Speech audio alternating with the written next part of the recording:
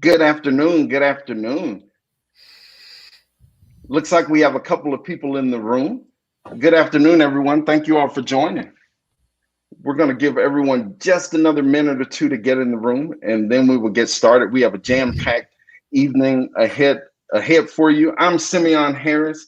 I also have the incomparable Trish Walker and the super smart Amira Lawson here with us, and a couple of other special guests as well. So we see people coming in now, so we'll give them just another minute.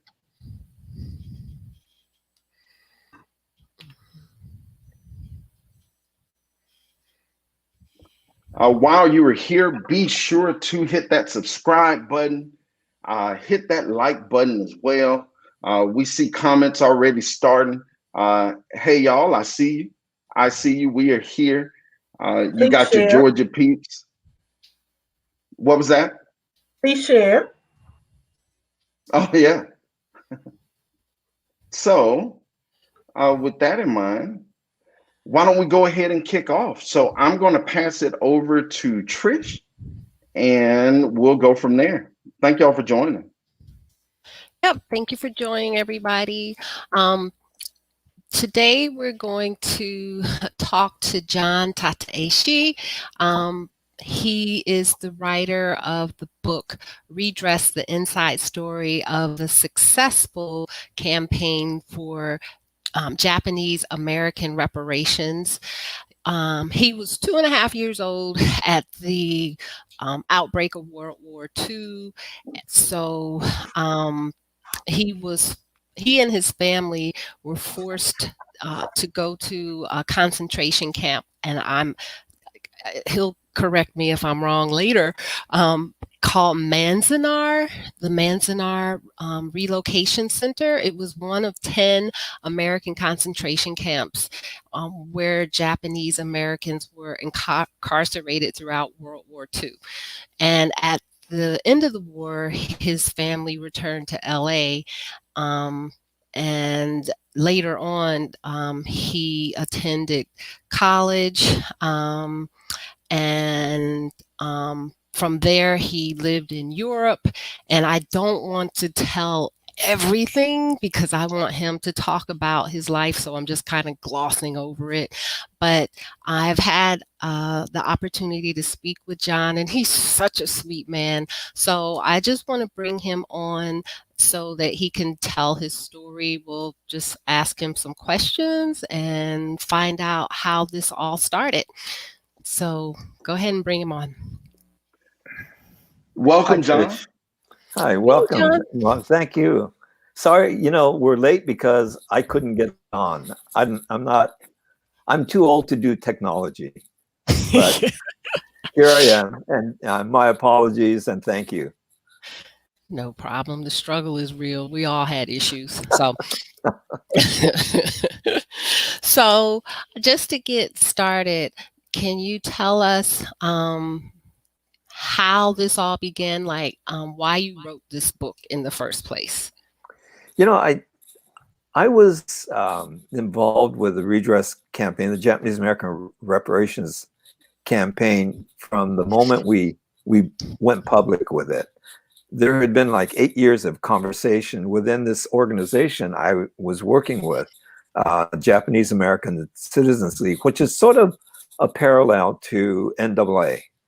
And in fact, the founders of the JACL and the founders of NAA were close friends. But anyway, I was working with the JACL and was asked to take over the campaign. At that point, it was a program. We'd been talking for 8 years. I was a newcomer to the organization and was impatient with the conversations, the talking, and thought, so I'll launch it. I just, as soon as I had the authority, I'd launch this campaign into the public arena. And there were a lot of complicated issues along the way. And as you know, we were successful in achieving what everyone thought was impossible. And there was a senator I worked with closely named Daniel Inouye, senior senator from Hawaii, very well known in the Senate. He kept saying to me that I needed to write a record of the campaign because it was such a unique experience, something which nobody thought would succeed, and yet we were able to do it. And he said it was such a complex process we had to go through. And someday people are going to want to read and research about how this happened. And he was thinking exactly about what we're going to be talking about, which is Black reparations. And he said the Black community is going to be really interested, even though our situations historically are very different. So I wrote it as basically a record of the campaign and put in everything I could remember, every piece of information I had, to make it as complete as possible. And at some point I decided that I would try to develop it as a manuscript and see if a publisher was interested. And that's how it came about to be the book that it is. Okay, great. So can you tell us about you, your family, your history? Like through reading your book, I actually found your family records in the archives. Your dad, your brothers, your mom, Really? you, yes, sir. Wow. You, yeah, it's in archives. And so I saw you're the youngest? Yes, of Of 4 boys. 4 boys, yep. My parents are very busy. I'm the youngest of 4 boys, and my oldest brother is 5 years older than me. So my parents are having kids one after another. I saw your mother and father were busy. So your dad worked. So according to the archives, he had 2 jobs. Basically, what I saw in the archives was most of the Japanese Americans were farmers, and then they had like another job. At least that's the way it appeared in the records. But then when I went back in the history, I wasn't quite sure, because I was like, okay, so it looks like your grandparents came from Japan, right? Yes. And then they had your father here, right? Yes, right. He was educated there. In Japan. And then he had you here. Right. So I saw a pattern of that. So what was that all about? Like, well, why? There were 2 reasons for Japanese American kids born from the immigrant generation. My grandfather came around the turn of the century, and that other century from around a little before 1900. And he was a typical immigrant from Japan. To come to this country, you had to, in Japan, Japan was really very concerned about its appearance to Americans. So they had a process of sifting through who was applying to immigrate or come to the United States, and they didn't want to send anyone who would give Japan a bad name. So my grandfather came here, brought a wife with him, and my father was born in San Francisco.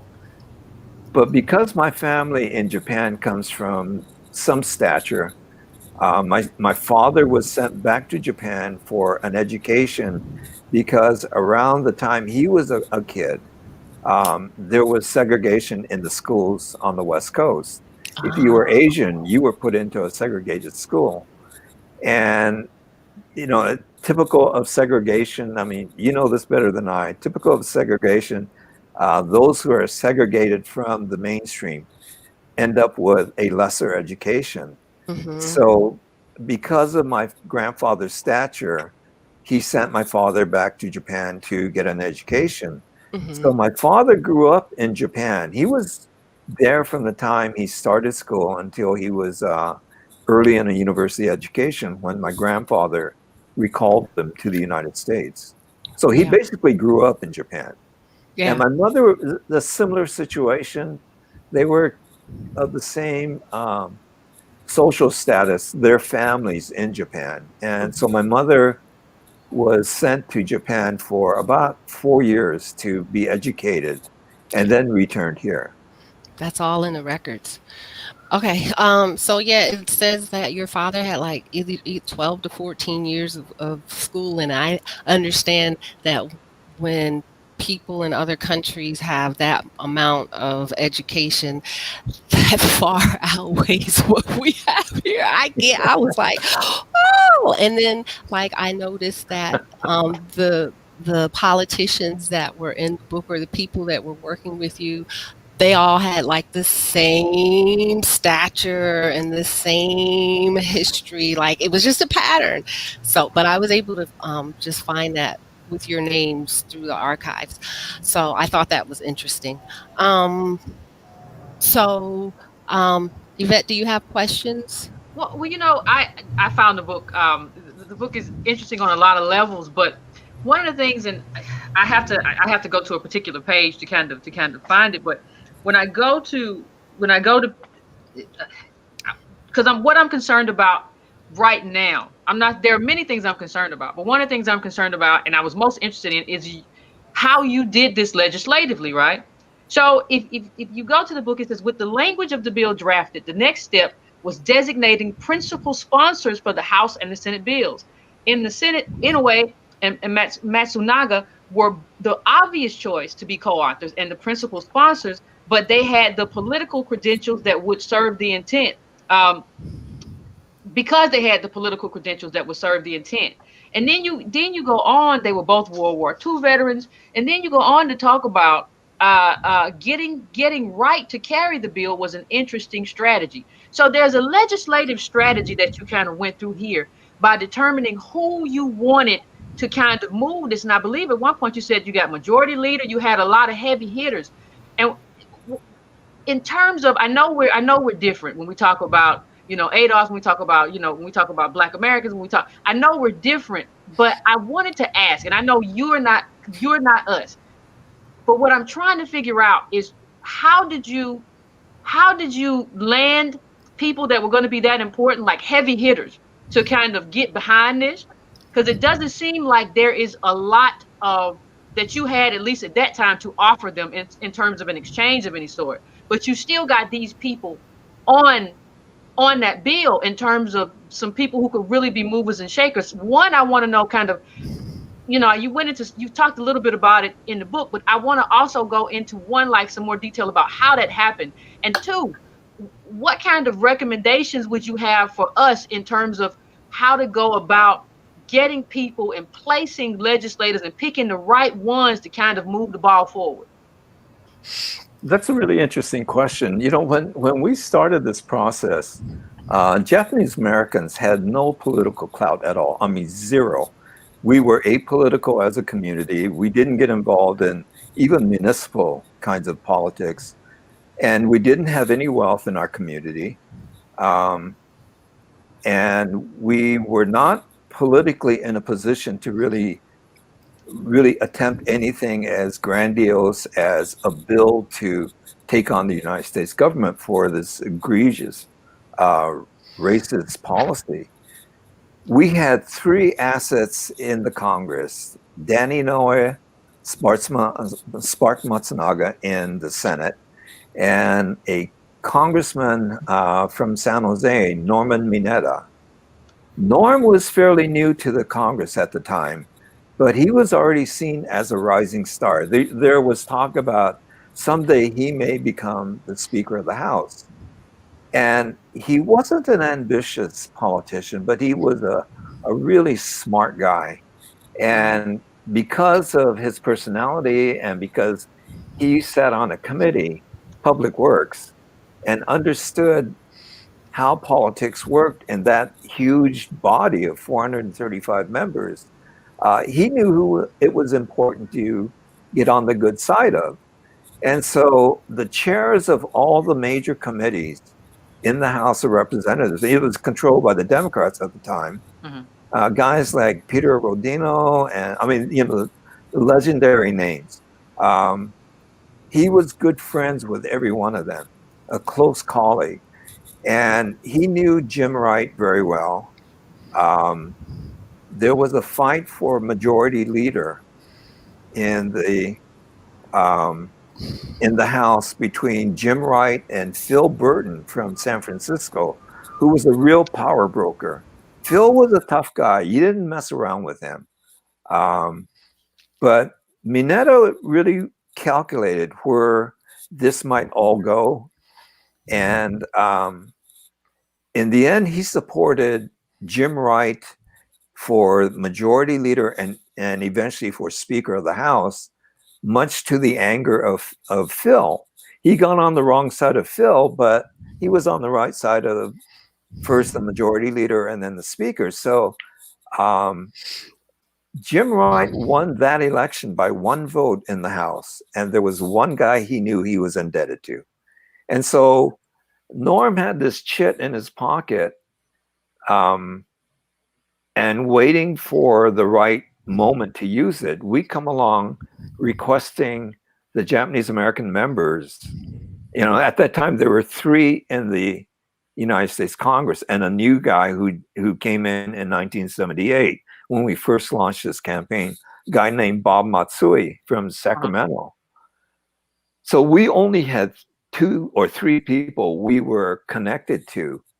And so when we looked at the strategy we would use, which was to ask for this federal commission to conduct hearings and investigation, Inoue and Matsunaga said, we'll take care of the Senate. You guys need, that is me, you need to focus on the House because that's where all your resistance is going to come from. Okay. And Norm was going to have a much tougher time. And so when we talked to Norm, he said, you know, we need to get Jim Wright. We need the heaviest duty we can get to push this bill in for us. And so he prevailed on Jim Wright to carry the bill. The bill was authored in Mineta's office, and he did all the groundwork on it. And Matsui started doing some of that, but he was, you know, at that time still new. So Norm did a lot of the groundwork in getting the sponsors for the bill. And our work became secondary in what was happening there. But it was only because we had that connection, and Norm decided he was going to use that chit to have Jim Wright carry the bill. It was great symbolism for us because during the war, you know, this is the army that put us into these concentration camps. And having put us in there, they said, okay, we're going to let you prove how loyal you are and join the army. Well, a lot of guys said, screw you, in so many words. But amazingly, a lot of young men volunteered to join the army. And there was a segregated unit. In those days, the units were all segregated. And there was a unit called the 442nd Regimental Combat Team.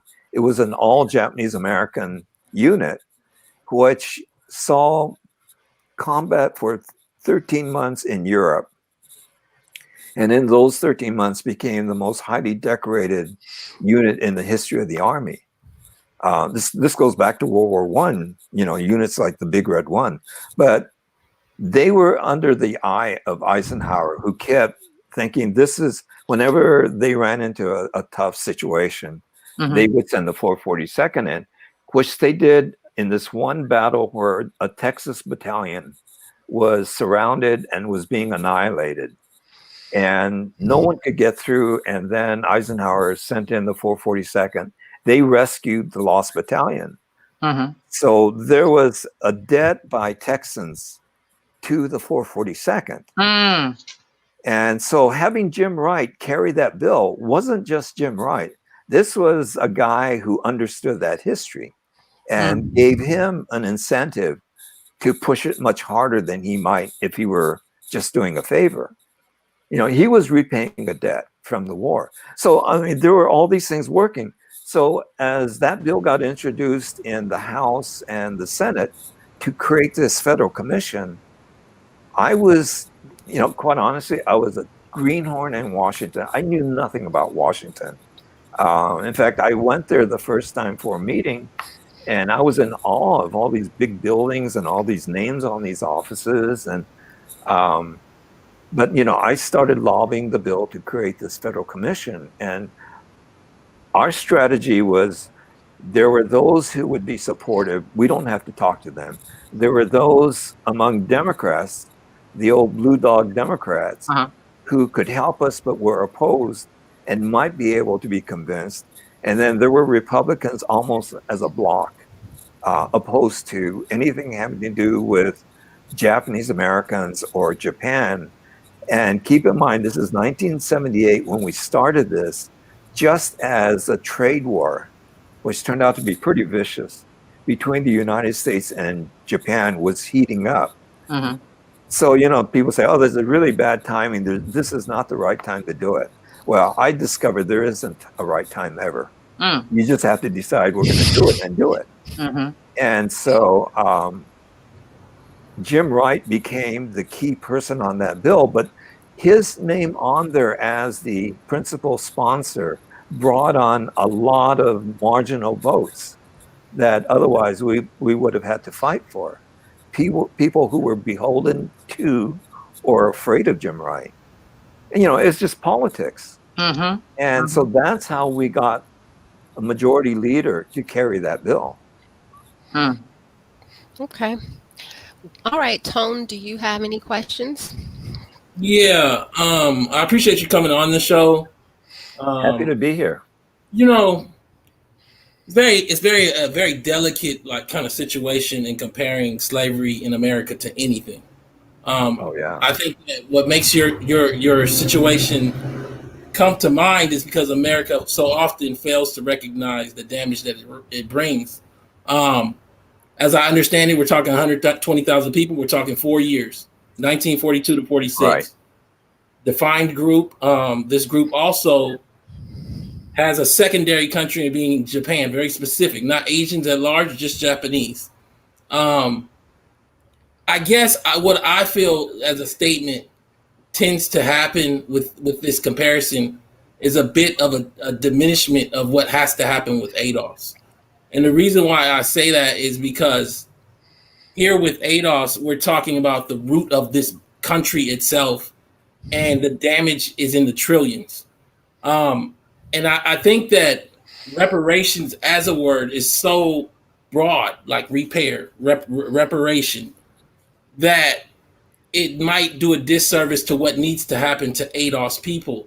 And I guess I'm looking at some of the things that you said that were really interesting. I mean, one thing that you pointed out very succinctly is that you came from a certain status in Japan, whereas we come from slavery in America. Another thing that you pointed out was the globalization effect. I mean, we see in America moving towards globalization. And I was going to ask you towards the end of this question, maybe you can start thinking about it. Did having this second country and globalization play any role in how America negotiated with you versus us, who are pretty much trapped into just dealing with America and America's consciousness, where we have, because it's almost like we force America to confront that the America they presented to everybody in the world isn't real. It's built on top of us not existing publicly. And I think the last time we saw that was during Dr. King, because a large part of the civil rights movement was built on fighting back the imagery that Russia was putting forth about America and finally dealing with, we can't say that we're a country of freedom while we have all of these black people in Jim Crow. And so just to be more specific, do you see some of these dangers in comparing American slavery, American reparations to such a distinctively focused kind of repair as what came out of Japanese internment? When I was the director of the campaign, I used to give speeches all over the country. Invariably, that question would come up. How do you compare this with the Black experience? And at that time in the 70s, there was some talk of Black reparations, but it was fairly muted. And the other part of that question was, and what about what happened to the Jews in Germany? I was always very clear that what happened in Germany has no relationship to what happened to us, other than the fact that we shared the experience of being singled out because of race. We were put into these camps for no other reason, these prisons for no other reason than race. And I would say the comparison ends right there, because the camps we were in were not death camps. They were not extermination camps. The purpose wasn't to kill us all, but to get rid of us. And the comparison with what happened to slaves in this country, there is nothing that can compare with that. It's such a horrendous experience, and so unique in such a negative way in this country, that what happened to us was a racial policy that was applied to one group of American citizens. When I was asked to run this campaign, I knew what the key was. I mean, in my own mind, I thought, this is because of a violation of the Constitution. And that's where the key of our campaign will be, because we will be fighting for constitutional rights, which we were denied during the war. And so when I would be asked that question about the comparison, I would say that what happened to Africans brought here had no relationship to no semblance at all to what happened to us, because that was a violation of human rights. Ours was a limited experience. We were not mistreated in the same way. I mean, not even close. We had people shot and killed, but that was a fairly limited kind of experience for us. And my point always was, if what we do, if we succeed with our campaign, serves the purpose to open a door, there is another issue out there that may in some way benefit from our strategies, or our having broken that barrier down that everyone tells me is virtually impossible. You will not get reparations. You cannot get redress from the United States Congress or the United States government, because it's virtually impossible. You need the government, you need the Congress to apologize. They ain't going to do that, because they never do that. And so I was told, it's a dead issue.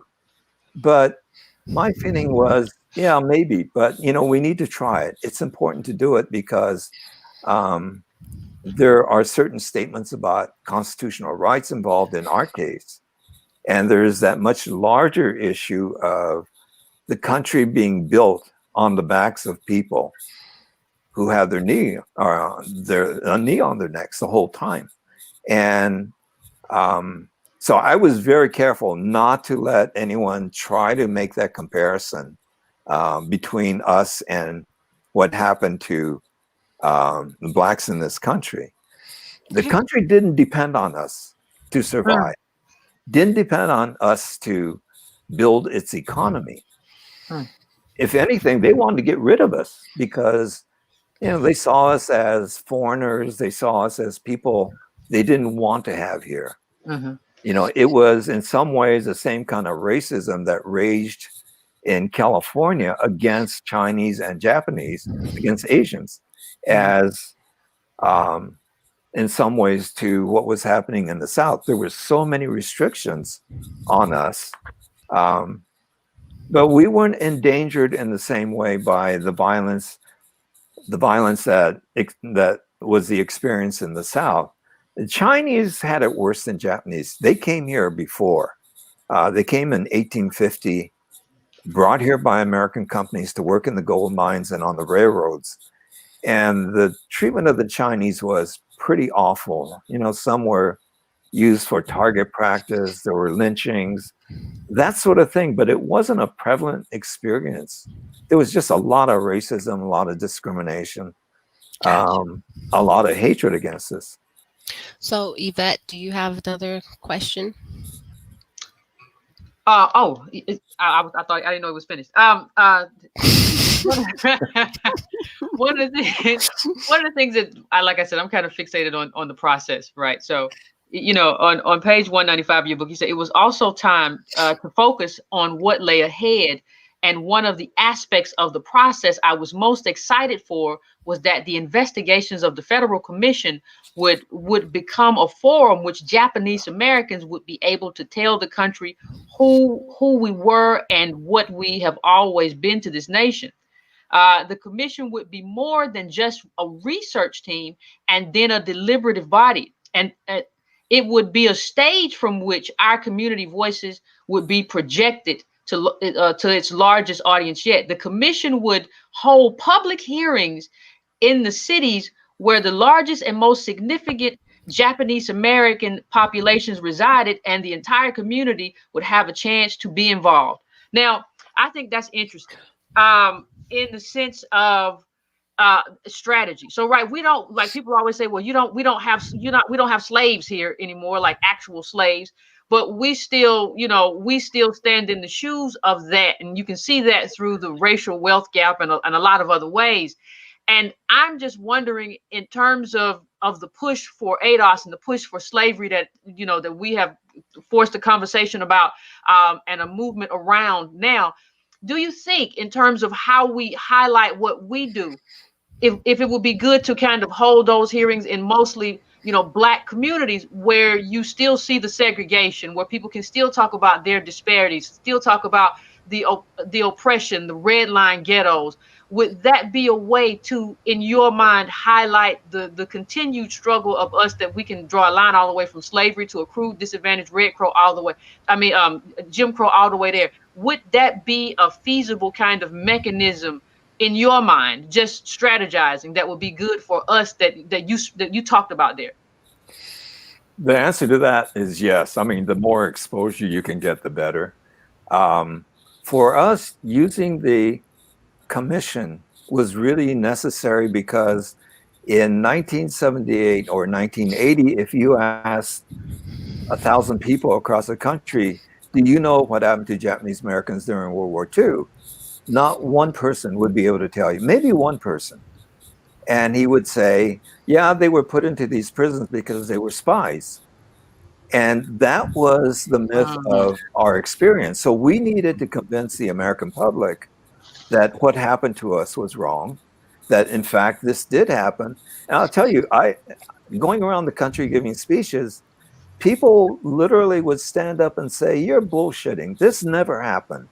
We don't do this in America. Well, we don't do a lot of things in America, but we actually do. And so for us, it was an educational process, and as a way of convincing the American public that this was something that really needed to be examined, and that it was something that had merit in our push to rectify it. The other side of that coin, though, is that among Japanese Americans, nobody talked about the World War II experience. Absolutely nobody. Because for us, it was a sense of shame and embarrassment.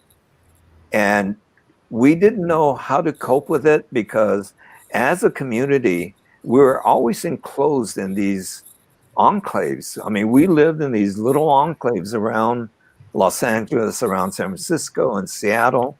And we didn't have any social mixing with mainstream America.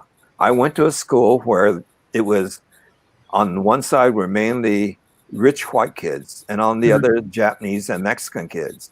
And literally at the end of the day, we'd cross the tracks and go to where we lived, and they went to where they lived. We never socially mixed. It just wasn't allowed for us.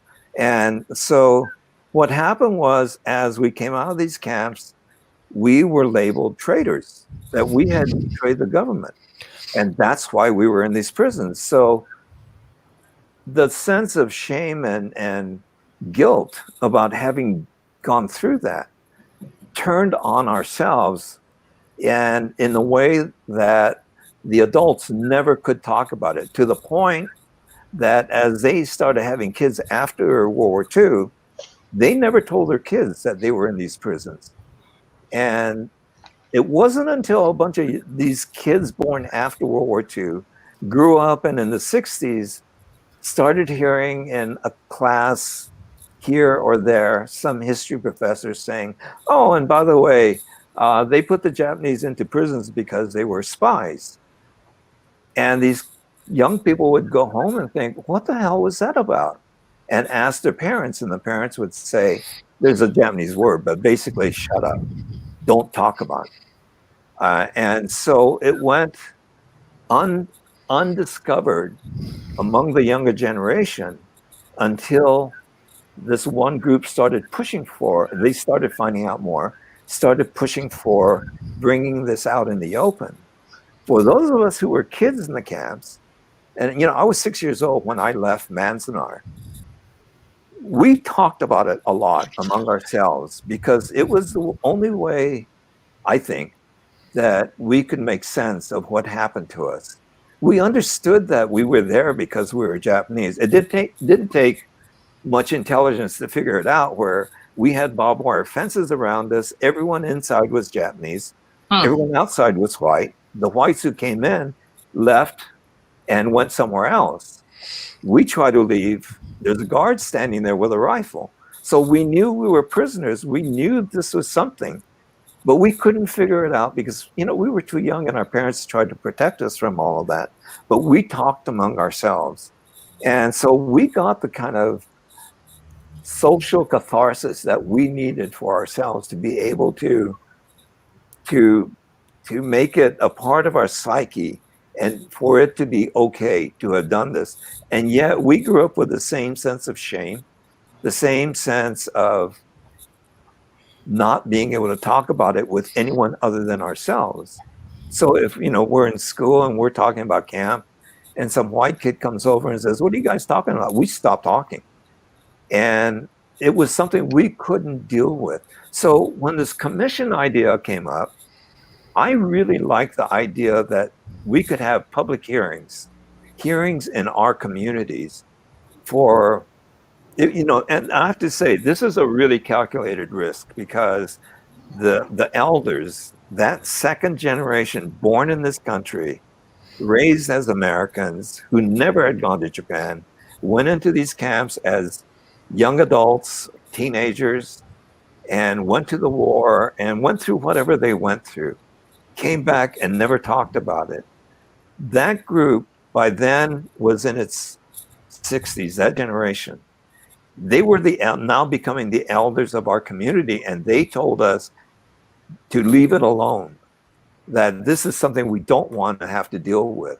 All the pain and everything we went through, we've made our way in the world, we're doing okay, and we've made it better for you, the next generation, to finally break through. So they didn't want us to do this. So when this idea of public hearings came up, I thought, my God, this may be the way we break the silence. It had been at that point about 35 years of no one talking, and not publicly anyway. And then there were the younger ones like me, who were considered, sort of a radical, because you're doing the one thing we've told you all your life never to do. Mm-hmm. But here was an opportunity for them finally to speak to an agency of the United States government and to bare their souls. It was a risk because everyone said, we will not do this. We will not talk about this. You can bring this damn commission to town and we ain't going to talk. But once the schedule came out, the days they would be there and the hours they would be holding hearings, the Nisei clamored to get on the witness list to be able to testify. And so in the end, about 740 testified. And those who could not get on the list sent in written testimony. I was working with the commission staff and I saw what they had to deal with. They had box loads of these written testimonies. Hundreds of thousands of these, or not hundreds, but tens of thousands of these. One room just completely filled with these things. And I thought, my God, I don't know how they're going to get through it, but they got through all of it. Basically, what was being talked about was the same thing over and over, the same theme with variations to the theme, talking about what happened in my life. mothers talking about being in prison and losing their sons and losing their rights and not being able to protect their children, and all the things that happen. So it was an opportunity for us. And I'll tell you, I sat through those hearings and listened to the testimonies. I had two reactions. One is, I'm glad finally that we're able to tell our own story, because up to now, it's been what the white man has been saying about what we went through and why we were so good and why we came out of it okay. Mm-hmm. And here we are saying we're not okay. We're really damaged by this. And finally, we had a chance to tell it. What was important was that the American public finally started to hear the truth about what Japanese Americans experienced during World War II. To go back to your question about would I advise this? Yeah, in any way you can get personal testimonies. I've been reading a lot of articles about Black reparations. And my work was in civil rights. That's what I did. I was the Redress director, and then I was the national director of this organization, the JACL.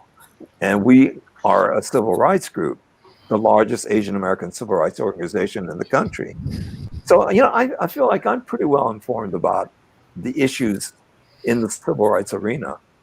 I know a lot about Black despair and Black damage and a lot of things that have happened, the history in the South and Jim Crow and I was older at the time, and I watched the civil rights movement, what was happening to Blacks in the South as they tried to break the barriers. So, I feel like I'm pretty well informed, but I'll tell you, reading this literature, it's stunning. I have to admit, I wasn't as aware as maybe I should have been. And that what changed things for me is reading about the personal stories. I'd read a lot of those before. Something about reading about it now. And I think I know why it's different for me and why I sense a difference in this country. And that is George Floyd. I think those 8 minutes and 45 seconds changed much of America. And quite honestly, that's when I started really doing a lot more reading about these issues. And I think if you can get a commission to go into the communities where you want people to be able to talk about what it's like to be Black in America, that this is what I experience on a daily basis. I think people are going to they're going to find this stunning. We imagine we know things. One of the worst things a person can say to me, I know how you feel. Well, you don't know how I feel, because you're not Japanese, or you're not, being a white person telling me that, to me is almost an insult. But, I have a lot of good friends who do understand that. I mean, white friends who do understand, have the sympathy. But boy, for every one of them, there are 10,000 who don't. And for every one of them, there are like 100,000 who just don't care. Wow. I think you need to do some convincing of mainstream America. It seems crazy that, you don't have to explain what slavery was all about, because everybody, most people in this country know that. But to get to the heart and soul of, this is what this has done to me, that's a whole different dialogue that takes place. Well, and I think one interesting thing about what you said, though, and I'm wondering what the linchpin is, right? You said something very interesting about how they were, they were ashamed. There was a lot of shame at first. That's not what we talk about. And somehow you go from like this shame to having all of this documented testimony. You have stacks and stacks of testimony, people now wanting to tell their stories and wanting to tell what happened to them. And I think even in terms of American descendants of slavery, what happens is even if you talk about slave movies, these are historical movies that we need as part of the canon, as part of our collective catalog, right? So but there's still a lot of shame. People say, I don't want to see a slave movie. I don't want to talk about that. We've moved well past that. So one of the things I'm also kind of want to really kind of understand that what you talked about is in terms of those people who were too ashamed to talk about it. Was there something specific that you all did in your work to kind of help them let go of that? Or was it just that the government was going to recognize it and they just kind of felt compelled in that way? We tried to prepare our community for this, but there was no way to do that. The most we could do was make them understand process. But getting up there and talking, that was a personal and very individual act that they had to find the courage to do. And if you ever see video of the hearings, you'll see every single person just break down crying. And I'll tell you, it's the only time I've ever seen Japanese American men of the generation before me, my parents' generation, ever seen them cry in public. And not just one, every single one of them, as they talked about their own experience. I think, I think what happens in the process is you find a way to relieve some of the pain, but you also, as the ones who are directing all of this, have an opportunity to use that. Because you have 535 members of the United States Congress. You have to convince that this is real, that this is something they need to address in order to help us as a nation become a democracy. Because I don't remember who said that at the opening, but we are not a democracy. We're far from it because there's so much disparity in things. And until we're able to develop some kind of moral conscience in this country about the experience of Blacks in America, I don't know how we ever become that democracy we keep thinking we are. Can I jump in here? Yes. There was a loud truck that came by, but I kind of wanted to come back to something that you said earlier. You talked about breaking the wall down in terms of seeing reparations, but in preparation for this, I was reading papers. I read one, The Japanese American Wartime Incarceration, and in it, the author, who is Dana Nagata and several others, the move to seek redress also converged with the civil rights movement as African American leaders voiced their concerns. I see much of this coming out of civil rights. And also, so what that brings me to is a more nuanced, assessment of this that I don't know if you've thought about. Maybe you can say this. You look at where these internment camps are, and you start coming down to Texas, I guess, but it's a Pacific kind of issue. And we know the narrative of the North and the South in terms of slavery. This isn't the Old South. This isn't Mississippi recognizing what Mississippi did to build Mississippi. And I say that in context of us knowing, because you said we know slavery happened. I don't necessarily agree. I don't even think Black people really understand slavery happened. We look at the Electoral College. Its power was derived out of the 3/5 Compromise, where slaves were counted in Virginia. And for 32 of the first 36 years after the Constitution, we had a Virginian slave-holding male as president as a result of overcounting slaves and not having them vote. And I'm bringing all that to the table to say, is part of, and have you thought about part of the reason you're able to do this is, on one hand, to possibly spite the old South being willing to do this to show that it isn't just us that do bad things. But then on the other side as well, because you don't have to deal with the Old South in the same way, and then recognizing their conscious faults and problems that they created for a people. This is kind of like the West recognizing that you did wrong as well. Do you think any of that played a role? You mean in terms of how we were able to? Yeah, because I look at this in Reagan, and it happens under Reagan. You're allowed to negotiate with him. We can't say anything to a Republican without being called Trumpers. I look at this, and you guys are able to kind of be singular, think focused but we have to be kind of like general. We care about every class-based issue in the world. I look at this and I see so many different angles where you guys were able to accomplish this because of almost like operating in the exact space that we say ADOS should have, but don't. And then now, even on top of it, as I listen to you more, what makes me wonder is you didn't even have to deal with the Old South having to confront itself, because this didn't happen in the Old South. This didn't happen in Mississippi and in Georgia and in Virginia. It happened in a newer forming West. So I'm just wondering, do you think any of that played a role? Yeah, it's the racism against Asians was very different than the racism against blacks throughout this country, where what you're dealing with is really systemic. I mean, it's almost ingrained in so much institutionally in this country. For us, it's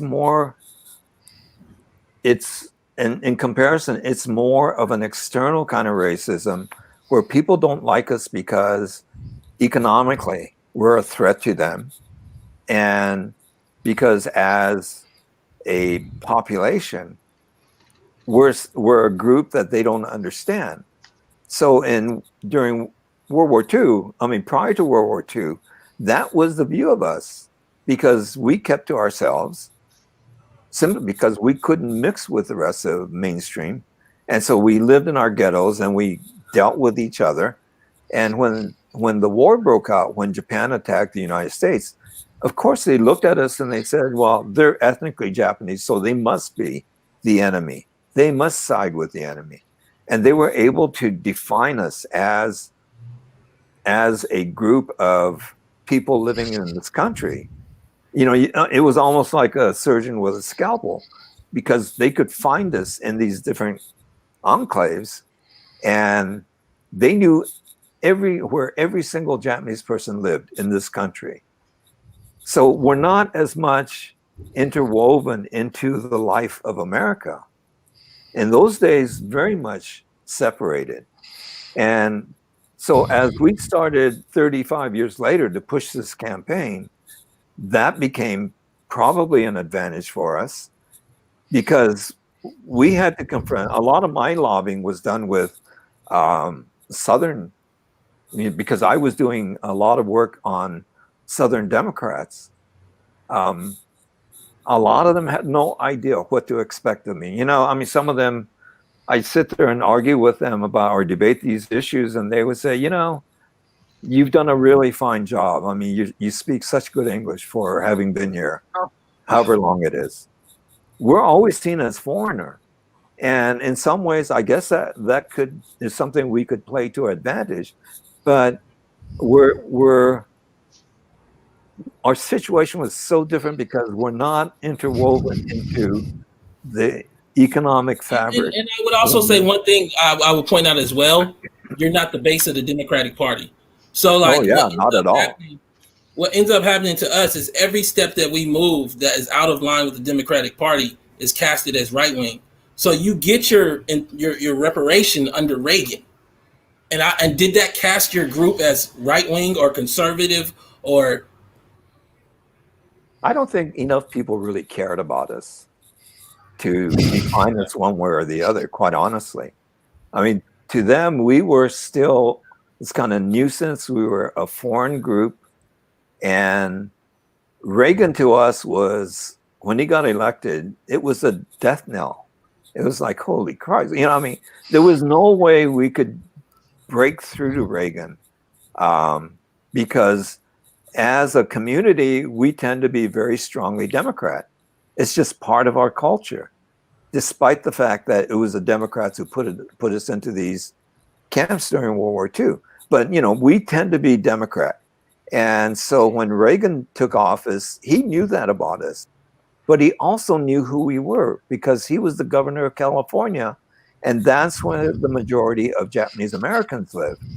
When Jimmy Carter was president, he was trying to figure out who we were. I mean, literally, his staff. I remember being in a meeting in the White House, and Ham Jordan comes walking in the room. There are about 10 or 15 of us. And he says, Hi, fellas. He says, you know, I've never met Asian Americans before. What is an Asian American? And I'm sitting there thinking, oh, God, you know, we have to educate this guy about who we are.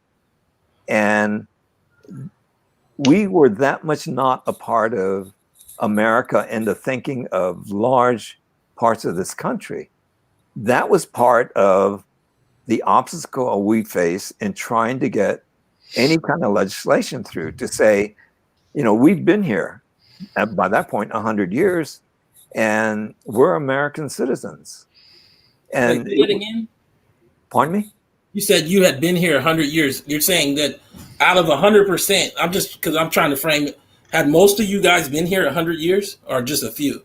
No, the majority of us. Okay. In fact, there were two generations fighting this battle.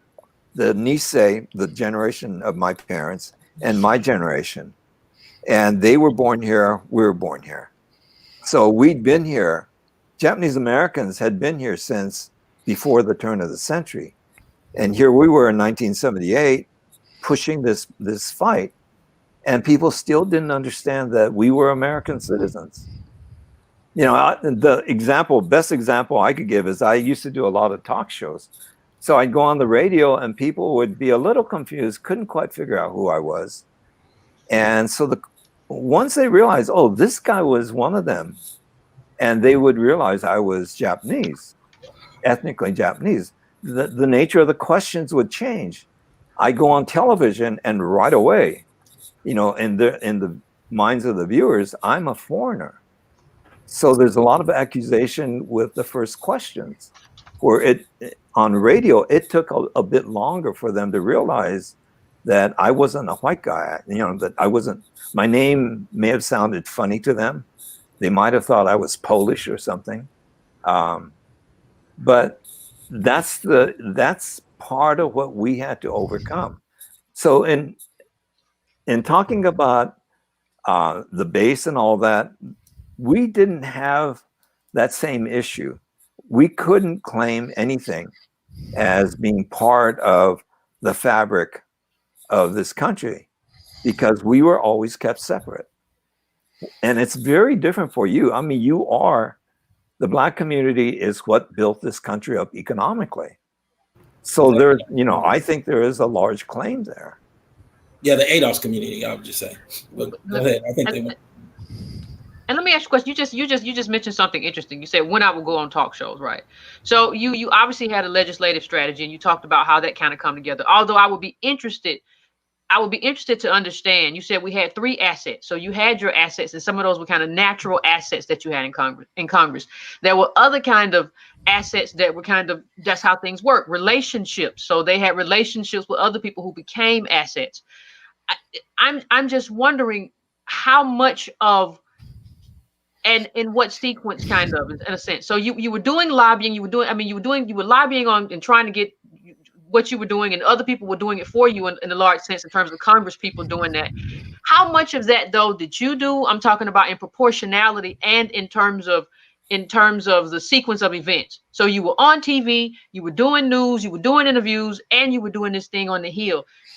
Were those things kind of coming concurrently, or did you all kind of decide that the strategy should go differently? Like, are we going to, how much are you going to focus on each one? So is it should, in terms of how we think about it, do you have to have like a sort of blitz and conversations to lay the way and to lay the foundation for the commission coming into, if you have the commission coming into Black communities and doing X, Y, Z? And like, if somebody comes in and they say, you're a foreigner, and you know, that's not who I am, and you don't know me and you don't understand who I am, you know, what's the mechanism for kind of diffusing that in a certain way? So I'm asking a couple different questions, but I'm asking a little bit about lobbying. I'm asking a little bit about your how you faced the media in terms of how you got them to understand who you are and what you're owed.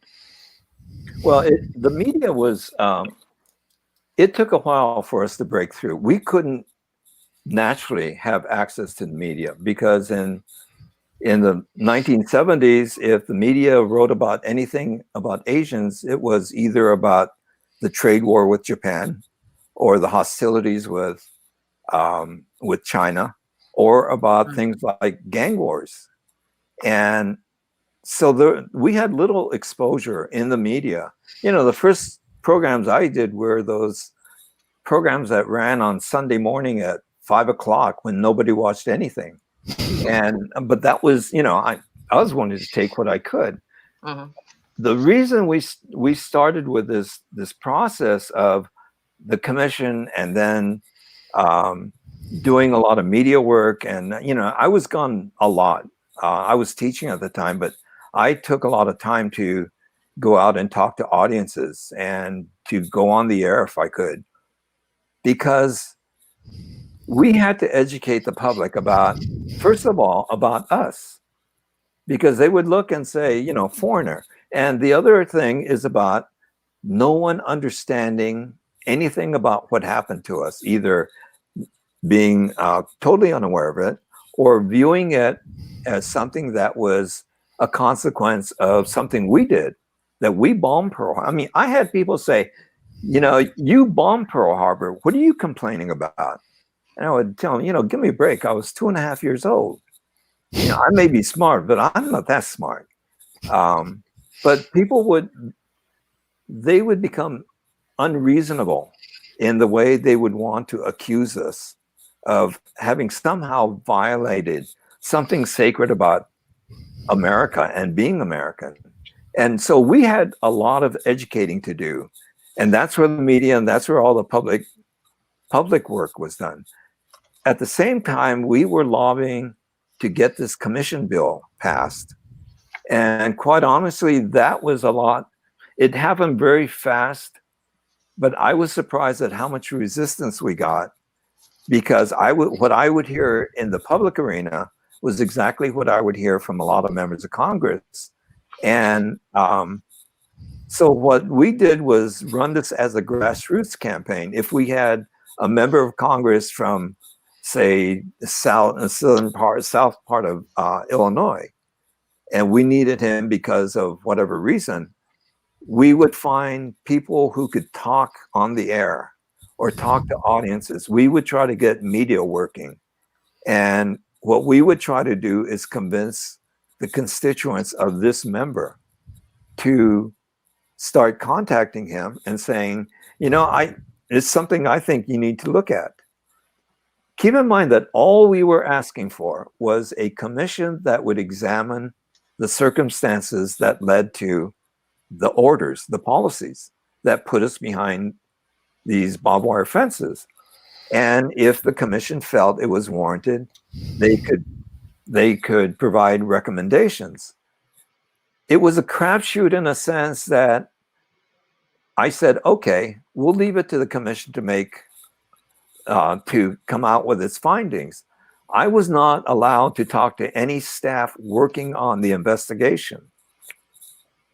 And so, you know, I didn't want to influence them, but I was also told I had to stay away from the research staff, which I did, because I was confident they would come out with the findings that would be favorable to us. But at the same time, I wasn't sure. You know, I had no idea how this was going to come out. And it was at a certain point that I knew we had gotten over every hurdle we needed to with the commission, because you could tell by the kinds of questions the commissioners were asking. And I was talking to them privately. I was lobbying them. And, but, you know, at the beginning, I thought, wow, you know, this is a strategy that I wanted to have. And I thought, boy, if this backfires, I'm gone. I mean, I'm dead in the community. But I was pretty confident that the documents would prove our case. But this whole business of lobbying, we did it from the outset when we were lobbying the commission all the way through to the end. And I wasn't there at the end. I left about 2 years before the end of the campaign, once I saw where it was headed. But what we would do is coordinate between the work going on the Hill and chapters or people in the community who were constituents of certain members we were targeting. And we tried to find coalition partners in those areas as well. You know, keep in mind, Japanese Americans, I mean, our population is very limited, especially in those days. We're talking 650,000. We were a really, really small community. And so we couldn't reach out that far. The organization I was with, the JACL, had 113 chapters around the country. So we knew where we could count on people. Now, But, let me just say one thing. You mentioned the JACL, right? And so for those who don't know, the Japanese American Citizens League. And you said that, you know, those are chapters. That sounds very familiar. And that you knew that you could count on them throughout the country. Can you just tell the audience who's watching how kind of you use those chapters to kind of build the network that you were going to use to get what you want to get and anchor yourself in kind of like a political movement, if you will? Well, one of the things that was really important was education, always throughout this whole campaign. So what we encouraged our chapters to do was start writing letters to the editors of their local papers. And, you know, mainly they lived in major cities around the country. So like, for example, in Cleveland, there was a JACL chapter there, and we would try to provoke the interest by someone writing, some Japanese American, some JACL member writing a letter to the editor with something slightly provocative. And the minute you mention money, it creates a reaction. Our position was $25,000 per person affected by the government's orders, and essentially every Japanese American. And so that figure, 25,000, the minute it got mentioned in a letter, you know, this is our demand, people would just scream and holler. And all the arguments you're hearing about why you can't do it, we were hearing that. But the thing about it was a process that we needed to go through because we needed people to understand who we were and what we were attempting to do. And, you know, in a way, it was an altruistic goal that we had. Were there any pushback by the like? Did anyone specifically say? Well, let me not say anyone. Did Asian groups say this should be for all Asians, or did the Chinese come in and say we should get some of it because we had the railroads? Because this is a very specific incident in the history of Asian Americans. Pardon me? Well, we're dealing with that right now. I'm just telling you. We're dealing with the ignorance of saying this should be for all colonial, all kinds of slavery in Caribbean and the colonies in Africa, and we're talking about a U.S. specific claim of reparations. I mean, you guys probably would have laughed them out of the room if they come into your room. Well, you know, early on in the campaign, I went to see a friend of mine who headed up in San Francisco a major Chinese American civil rights group, and I asked him to give me an endorsement, because I was having problems with that. He said, you know, John, if I give you an endorsement, tomorrow morning, you're going to see me hanging from the nearest lamppost, because culturally, Japanese and Chinese didn't get along. And there's so many, you know, a lot of the Asian communities developed through immigration. That's not true of Japanese Americans, because our immigration from Japan got cut off. And so we've lived in isolation ever since basically 1906 and 1924. It was completely shut down. And so we've been a community in suspension of time. But Japan had a lot of enemies in Asia. I don't know a country in Asia or Southeast Asia they didn't attack and occupy at some point. So, you know, immigrants coming from Asia look at me and say, you're Japanese, you're one of them.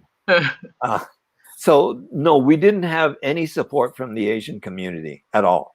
In fact, they didn't want us even to approach them. Wow. Ooh. But, you know, the Jewish community, for the most part, supported us. The American Jewish Committee was the first national organization to endorse our campaign. And because they're so competitive with ADL came on board after that. Okay. Okay. And you said when you talked about the group JC writing letters to the editor, what else did they do though? So you had your chapters writing letters to the editor. Did they become influential in other spaces? Like what were some of the other things that they did when you said we had all these chapters that we could weaponize? How were those, that you could throw into action? What else were they doing? Well, they would go see members of Congress, their representative in their district, and talk to them as constituents to get their vote on whatever bill we were running. They also started trying to get invited to classrooms to talk about their experience. Mm-hmm. And it was really to try to educate the public in those specific areas, those cities, about who we were and why this experience was so important for this country to, if not accept, at least understand. Mm-hmm. And it was something we needed to do because education was the only way. This was my theory. Education was the only way we would be able to get a bill through the Congress. Now, that first commission bill, a lot of that happened because of the three members of Congress we had at the time, Inoue, Matsunaga, and Mineta. And it went through very, very fast. It was surprising. I mean, even now I look back, having worked in DC for so many years, and that was pretty phenomenal. But there were, these three guys were calling up a lot of favors, and they were very influential. And, it was in a sense a benign bill because it wasn't demanding anything. All it said was, all we're asking for is a study to come out with findings after this study. And if you think there are recommendations that would be warranted, then to provide them. Mm-hmm. And we went so far as to say we would live and die by their conclusion, and we would accept whatever the recommendations are. So that's why I was lobbying members of the commission to say, look, our position is 25,000. And as they started understanding this issue more and more, they started coming out with their own numbers. Okay. We had Republicans on the commission as well, mainly Democrats, but there were some Republicans, not many. Okay. All right. So I only bring that up because to kind of highlight the importance of having people on the ground who you can use at a moment's notice to do what is necessary to influence the community as well as influence the legislature to kind of bring home and anchor in the point that this has to be a multi-pronged effort. This is not just a legislative effort. This is not just a community organizing effort. This is a kind of a project takeover, if you will, effort where you kind of have to use that influence on a local level as well as what you were doing in terms of interviews and people being hostile and coming back into those spaces. And the one other question I would just have for you, and then I'll leave it for anybody else who has any questions. You said you went into Blue Dog office, you talked to Democrats, you talked to a lot of different people.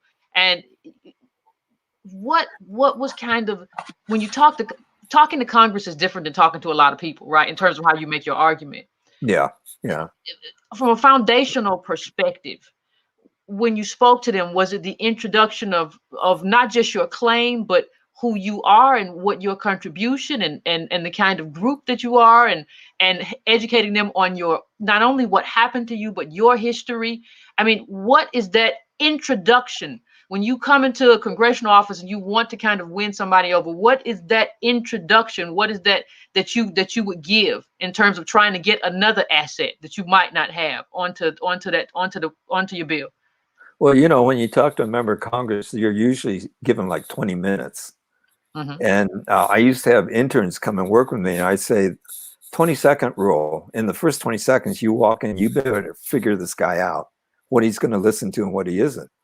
And, you get pretty good at, well, for me, I could read people fairly well. the approach was, excuse me, the approach was different depending on what I sensed about a member of Congress.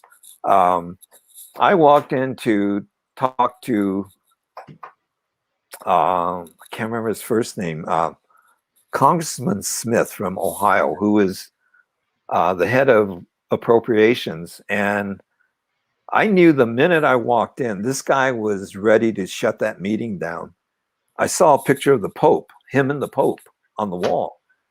And I said to him, I'm not a Christian. I am actually. I wanted him to think I was a Buddhist. And I said, what was it like talking to the Pope? We started talking about the Pope. And I used, excuse me, I used that to talk about right and wrong, the lessons you learn. And, when you lobby, as that's what you do, that's your job. You learn what works and what doesn't work. Sometimes you go in thinking you have 20 minutes and the member will give you an hour, depending on how interested he or she is in what you're saying. The really great ones are the ones you walk in and they say, look, don't waste your time with me. You got my vote. Go talk to so-and-so. Let me call them and get you a meeting right now. Okay. And that was the most effective way to get into an office. If you didn't know the office or they didn't know you, is to have another member call a member and say, I've got this guy, John, I'm going to send him over. You need to listen to him. And at times, I'd sit with a friendly member of Congress and say, can you get me into so-and-so's office? Because otherwise you have the gatekeeper. I mean, you have to go through that whole rigmarole. But, talking to members of Congress, you just have to have a lot of patience. Some of them are you feel like punching them in the mouth. They're so arrogant and so, I mean, they show their true colors. I know. And they don't care. I know. I have had members of Congress say to me, Mr. Tateishi, off the record, here's what I think. And boy, every time I'd hear that, I'd be sort of tempted to turn on a tape recorder. Except in those days, it was, a tape recorder was a box. But it's something you just learn to do as you start talking to a lot of different people. It's like talking to strangers. Eventually you get to know them and you break down certain barriers. And I was fairly successful at it, where I could, for example, say to an aide, look, you're small potatoes. I understand your job. You're supposed to protect your boss, but I really need to talk to your boss. And you need to be in there with me so we can have a meaningful conversation. And, it just depends. I think there's one more interesting thing about what you guys had as timing versus, we started this before COVID, but now we're in the middle of COVID. Can we pull up that wealth chart? Because I just want to kind of give it context. I want to know how you feel this might play a role, if you've thought about it at all. If not, then that's fine. But what I believe may play a role is that when we look at wealth, starts at 89. This is 89, right? So 80 white folks have $11 trillion. By 89, they have 24. Now they have 100. So you have a white America that feels the uptick of a post 50s, post 60s. They're feeling good about themselves and their prospects. We all know about the crack epidemic and the blight in Black America, trickle down and everything else. But we have Wall Street. In addition, you don't have the internet, so people don't really understand wealth versus income. But my biggest component is just to say people feel good about their economic potential versus this moment where there's extreme wealth calcification, extreme polarization between, you like meeting with Reagan isn't meeting with the Trump of today in the same way. So I just wonder, does the fact that people had such a view on their prosperity play a role in whether there was support for this, or is it so small that people just didn't even know until it was in the newspaper? I think what influenced people the most was the argument we would bring forth, which was a constitutional argument. In terms of economics, you know the old myth of the model minority. When that came out, I can't remember the name of the sociologist who coined that phrase. When he said model minority, he was actually talking about Japanese Americans. You know, low crime rate, high education achievements, high median income, all of that. And it was like a whiplash for us. And we just really reacted to that, because implicit in that characterization is a comparison to every single other group in this country. Well, explain that when you say whiplash. I just want to make sure that we all get it, because we've dealt with the last 10 years where Nigerians have celebrated that. Are you saying you didn't celebrate that? Oh, no, we reacted against that to say that, you know, we don't accept that characterization of us. Because for one thing, if you look at the economics of the Asian American community in the United States, for every family that's up at the top level, there is a parallel family below the poverty rate. There is an underbelly of the Asian community no one ever talks about, because it's something that it's hard to get the interest in it. But there are a lot of impoverished Asian Americans in this country. So when you talk about Asians being a model, you know, it's a model for what? I mean, you ignore a whole part of our community, and we don't like being compared to anyone else. I mean, you know, because we don't face the same obstacles as everyone else, and our lives are really different from everyone else. And for us, from the time we're kids, we're told you must go get your education. It's something that is absolute in Asian communities. So it's a given. You're going to go to college. I don't have many friends, Asian American friends, who did not get beyond a 4-year degree. Can I add one more element that you guys don't deal with as well? Sure. You're probably not going to play football or basketball. There is no pressure for you to have black celebrity. There is no Asian celebrity from what years is 88, from 1958 or 1968, like Puff Daddy, trying to take the preeminent role in your messaging. You are allowed to basically be academics and politicians. And I mean, just today, Kamala met with 3 basketball players, and one of their tweets was, what's the difference between meeting with us or a lawyer? There's no experts in politicians, not knowing that 50% of Congress went to law school. And so I guess I also add in that element of just not having, one, the pressure to become a celebrity, and 2, the decadent veil of a black celebrity that wants to speak for overshadow your message. Yeah, we don't have to deal with that. I mean, those who have achieved some degree of recognition, and probably one of the most obvious is George Takei, who was part on the crew of Star Trek, Mr. Sulu. He's Japanese American, but you know, outside of Japanese Americans, not a whole lot of people know who George is. And imagine if he came out and said something, y'all would have shut him down. I ain't trying to Star Trek. Go ahead. I'm serious. If Star Trek would have came up with like a paper and he would have been like, I'm about to just take over the messaging, your community would have stepped up and said, by what right?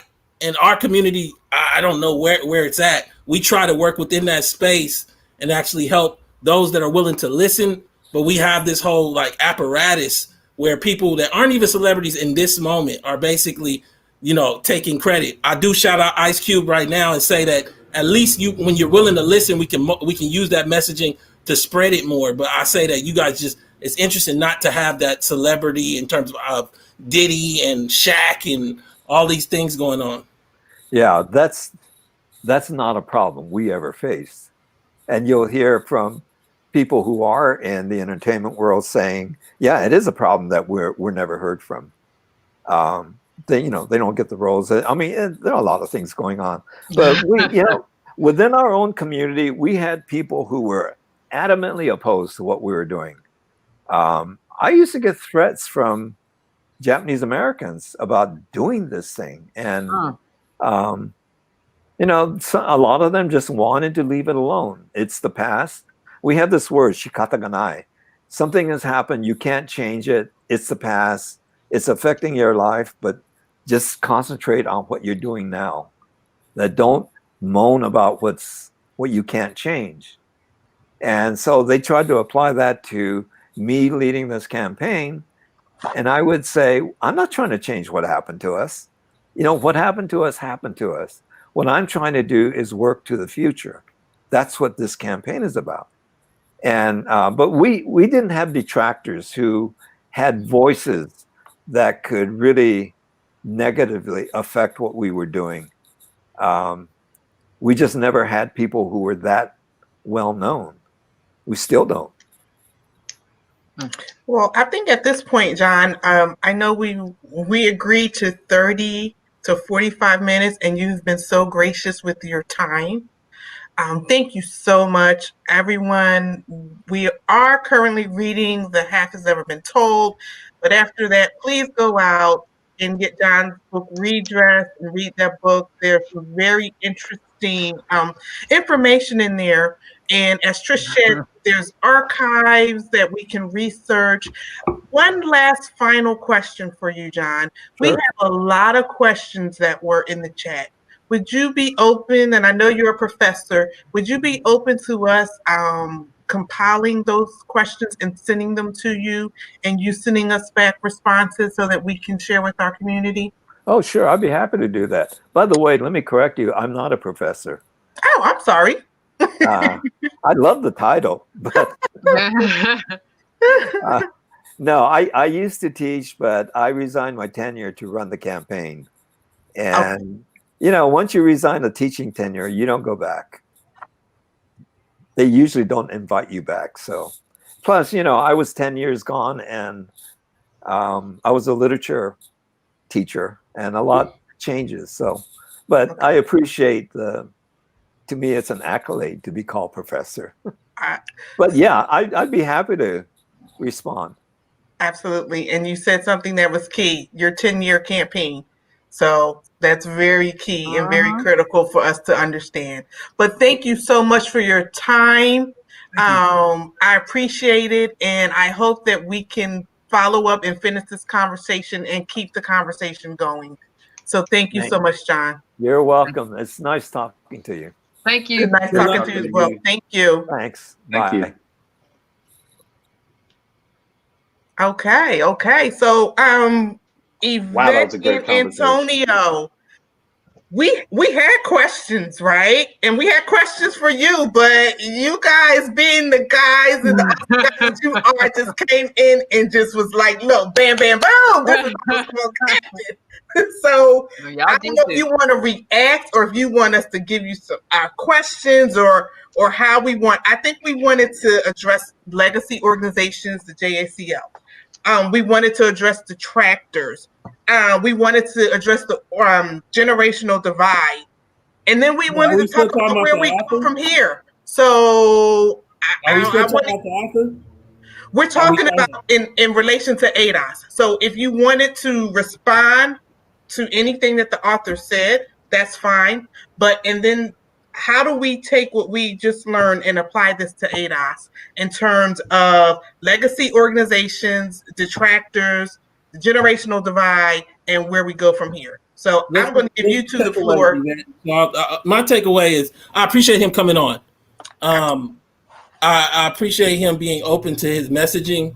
I think what we've been able to learn over the course of the last few years from my project and Yvette's projects is so much context for this, from the boost in immigration under Reagan that we saw, that it's how does this play a role, to the realities of the timeline of Black involvement in America, ADOS Black involvement, going all the way back from 1619 forward. I think that there are some interesting takeaways, but then there also are extremely large differences as well. And when I say differences, I mean the kind of things that really cut to the core of why our claim is so unique. We're dealing with the root of this country when we talk about what we're talking about. Whereas I think they're dealing with a specific kind of mistreatment over the course of a period of set of years in one lifetime. And 4 years, I think that in addition, they're not dealing with the root of the core of the America's consciousness as well. And that's what I was bringing up to the front as well, which means to pay us is to recognize that the America that you believe in is not entirely true. We are fighting the same ethos of the people that told Nicole Hannah-Jones about her 1619. They don't want to believe that America has gutted us of $17 trillion. So paying us that would be a recognition of a theft unlike any seen in the history of the world. And so I just think that the one interesting takeaway for me, the most interesting takeaway is we start to see the realities of the leverage of being able to leave when mistreated. So when we're treated wrong during slavery or Jim Crow, there is no place for us to go to. There's no other place. You know, there's no going to Japan to get this better education. In addition, we descend from slaves, whether people want to deal with it or not.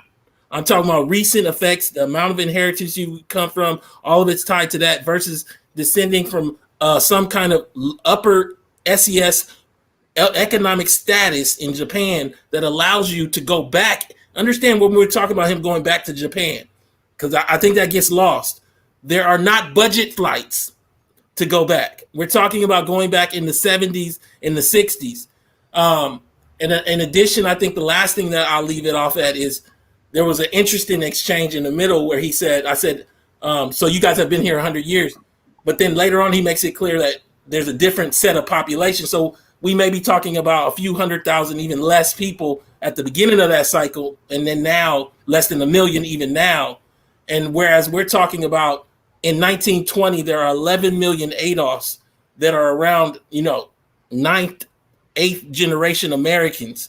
Vastly different narratives in those senses. I did appreciate some of the questions Yvette had that then cut to the other side of that. What was your procedural process? How did you do this takeover? And how did you make this happen? One of the things on that same note, Tone, when you were talking about being able to go back and forth, there was another part that we looked at in preparing for this where the author and his wife were living in Europe. They were living in Europe for a period of time, traveling, seeing Europe, and they enjoyed Europe more. They felt it was more progressive, but they knew they needed to come back to the United States to have their children.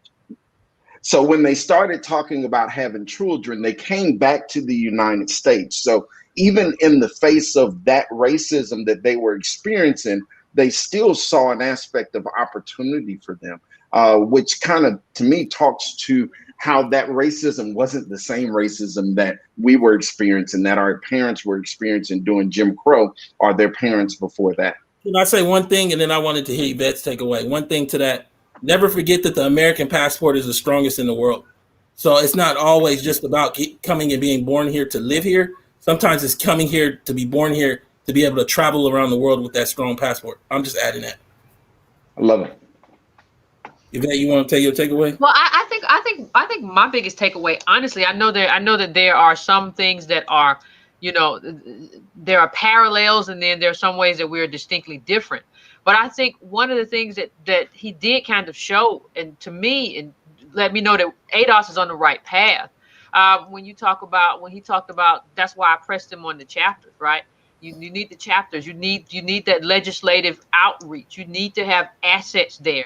And I think one of the problems that we have had is that we don't have, or we haven't pinned down who our real allies are. And the people who propose a bill aren't necessarily the allies if they're not proposing that bill in order to push that bill forward. If you're just proposing it and submitting it every year, then I don't know if I should or would consider you an asset to what I'm trying to do if this is just for optics for you. And I think we have to get really clear on who our legislative congressional assets are, and we have to, push other people to be assets and to be those people that we need them to be in order to push this ball forward. I think too much of the time we have kind of just assumed that these people are assets and they couldn't get it done. And so it didn't happen because X, Y, D. It didn't happen because it is. And it's just like, no, it didn't happen because you didn't do what he just said was done for him. You didn't pick up the phone and say, hey, I'm on this bill. It's serious. I want you to get on this bill too. They aren't using, too many people who are supporting reparations and supporting reparations bills in Congress. I don't see them using their own political capital to kind of support, to push this ball forward. And I think that's why we have to use what we have to use in terms of our chapters and our people and grow into that kind of force that we need. And I think like I said, there are dissimilarities and similarities, but having that JACL and that network of people to write letters and to do work, I think that's going to be a big deal going forward. Yvette, can I ask you a question? Go ahead. What do you think about the point of how ignorant it would be to make this about Asian Americans at large and how there was no pushback from any other Asian group? Well, and the thing is, because it's supposed to be common sense. I think, because what the Asian groups understood is that we're not just all Asian. They understood you're Japanese, I'm Chinese, okay, and I'm here. They understood all these different distinctions, and they understood the history of these countries. Like when he said we attacked all these, they understood the distinctions between countries and between claims. And so we're stuck in a place where we don't understand the distinction. And I think that's one of the problems that we run up against. And even in dealing with the Congressional Black Caucus, because they're anchored in Pan-Africanism, and that erases all distinctions. And we cannot be in a space and have a conversation about claims when we erase distinctions between groups. And we cannot assume, like he said, in terms of using even the political capital and different stuff like that, how they talked about it, how they framed it. You can't have a movement like this where everybody just erases all distinctions and act like distinctions among groups don't matter. It doesn't mean anybody's better or worse. It just means that this is the group that is due reparations, and we have an exclusive claim to that. And also, I would add to that, it's like interesting because you have a civil rights kind of like activity where that kind of like lack of distinction, you still can get to the end goal, which is civil rights, right? But when you move into a reparative justice space, that kind of lack of distinction is basically saying you're anti-reparations. When you say that we can't distinguish ourselves in a space where we're trying to get wealth for the fact that we can distinguish ourselves, you don't believe in reparations. And you should just say that out loud, whoever believes that. If you believe that ADOS people incorrectly cannot distinguish themselves from Caribbean allies or from West Africans, I need you to understand that you don't believe in reparations being possible, because that's the first step. And let me just say one other thing. It also brought to mind in terms of, I think one of the things we've done in terms of reparations is, when you talk to him, John is like, oh yeah, of course. He seems, it makes sense to him. It makes sense to him that ADOS gets reparations. He understands that there are distinctions between, Asians. And so I'm sure he understands there are distinctions between Black people, right? So it kind of makes me wonder too, if we have not made a mistake in terms of centering our push for reparations or reparations bill on Black Congresspeople. Right, because we're gonna get them anyway. A Black Congressperson is not gonna vote against the reparations bill. You'll get killed. You cannot vote against it. But like, I need somebody who understands that there are distinctions. So it kind of makes me wonder if we haven't gone up the wrong tree a little bit in terms of our strategy, in terms of chasing HR 40, which is a little short bill. You could rewrite a much better bill in a shorter amount of time. When we put together our teams in terms of organizing and having our ADOS legislative teams and stuff like that, you could put together a better bill, and we don't have to go through y'all, because y'all are gatekeepers right now. No, I agree with you. I think there was an initial, it's always interesting because after the fact, people will say, well, you should have done that at the beginning. There was always a belief that that bill didn't have any energy, and then there was no support. So it's basically our bill that we pushed, and then all of a sudden now it's like, hold on, it's not your bill. And it's like, no, this is the ADOS bill, not just the movement, like the American Descendant of Slavery bill. If it's not that, then it's not a U.S. slavery reparations bill. you should just do a different bill, and then we'll do the ADOS, American Descendant of Slavery bill. And so, like, it's just weird because I think that the reason that this model was taken on was a belief that there was that basic understanding that seems like it's not in place. Yep. And it's not hard. Like, it's not going to be necessarily heavy lifting to like do a different one and just say, like, you on the wrong bill.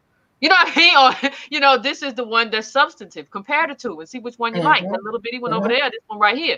And it's instead of just begging people to like, no, you got to do this. No, please, no. Instead of just begging everybody and saying, no, we'll do our own. We'll do our own. And listen, that didn't work out. We'll keep it pushing and we'll do our own thing. And we don't. You're not going to be the gatekeepers for reparations for ADOS in America. We're not going to let that happen. Well, I would say this. I think in California, even though the bills have some similarity, the specificity first with ADOS is much better in the California bill. I believe we did do our own, and I believe that sometimes, you could be that good kid who always gets straight A's and your sister don't or your brother don't, and then it's just a choice that I'm not. Whatever you do ain't gonna be good enough. I think ADOS, we could sit and we are doing these different activities, and then it's like once you write the bill, oh, we don't like that bill because Conyers championed this bill. Or because understand AB 3121. I want everybody. I don't think that the gravity of it even got caught by media. I have no understanding how a reparations bill of that scale is passed, and media, while they covered it, didn't really cover it for the level of what we're talking about. It is probably the largest recognition of reparations in American history. I mean, it's California, and it's still saying that the federal government should do it, and the media really didn't cover it the way they should have. I believe in part possibly not to pressure Biden myself, but I also think that Black America didn't cover it because we talking about Cardi B or basketball or some other nonsense. And so, like, I just say, like, ADOS, I do want you guys all to pat yourselves on the back for the work you are doing, because we are doing this process. And I think on a federal level, what Yvette is alluding to might be the answer. Absolutely. So, Antonio and Yvette, thank you so much for joining us. This was great. Been a good discussion. Yvette, I know where to find you, but you might not know where to find you. So where can people find you, Yvette? Well, you never know what time to find me. I'm gonna work on that. But usually around 10:15 Monday and Wednesday on YouTube. 10:15 Eastern Standard Time PM. So yes, that's usually around about that time. Whenever I stumble my way to okay, and that's Breaking Brown. And then at Breaking Brown on Twitter as well. At Y Carnell on Instagram. Wonderful. And Antonio, where can you be found? I'm gonna be found on Tone Talks Fridays, 4:30 Pacific, 7:30 Eastern. This week on Thursday is going to be a very good show that's necessary and timely. Black men, Democrats, and the blue check Black women's judgment.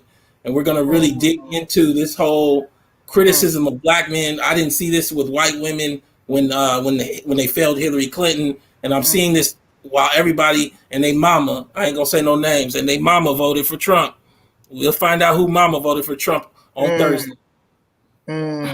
Wonderful. Well, as always, you guys just bring the fire and the smoke and the heat. And thank you so much for this conversation. It is something that I think we need to take notes from and go through and watch over and over again, because it really is insightful. So with that, Simeon, go ahead. I want to thank y'all for setting this up. This was really a great conversation, and that's the really good work that y'all did. So shout out to y'all. Give yourself a little clap, little applause, because this was a really good conversation. Thank you. Appreciate it. Thank you. Simeon, Trish, any parting words? Make sure you smash that like button on the way out. Make sure you're subscribing. We're working to try to bring you all more content. And I just want to say to everyone out there, there's so many people in the chat who are out there putting in great work. And I'm loving it. I'm loving the energy. I'm loving the energy of what we're doing as a group and as a movement. So if you're watching this and you're in the Atlanta metro area and you are looking for a place where your activism can have a home, and you're interested in fighting for ADOS, make sure you're hollering at us. Make sure you're talking to us so we can mobilize, get more folks ready to hit the ground because we got a lot of work to do, and we need more people who are willing to put in that work. Absolutely. Absolutely. Trish? Yeah, Okay. you can reach ADOS Atlanta at ADOSAtlanta, the number 1 at gmail.com. So if you want to come to our meetings, we meet on Zoom the second and fourth Sunday of each month. So that's ADOS Atlanta, the number 1 at gmail.com. And you email us and we'll send you a link. Wonderful, wonderful. Well, thank you all for your time. Thank you, Antonio and Yvette, again, so gracious. We have the best co-founders, don't we? I mean, we just really have the. And they said we didn't say nothing to Simeon and Trish because you was talking to us. So I'm just shout out to Simeon and Trish. No, I'm just messing with you, Pete. All right. See, okay, I know you know what's coming later. You know. All right. Good night, everybody. Thanks everybody for joining. Take care, guys.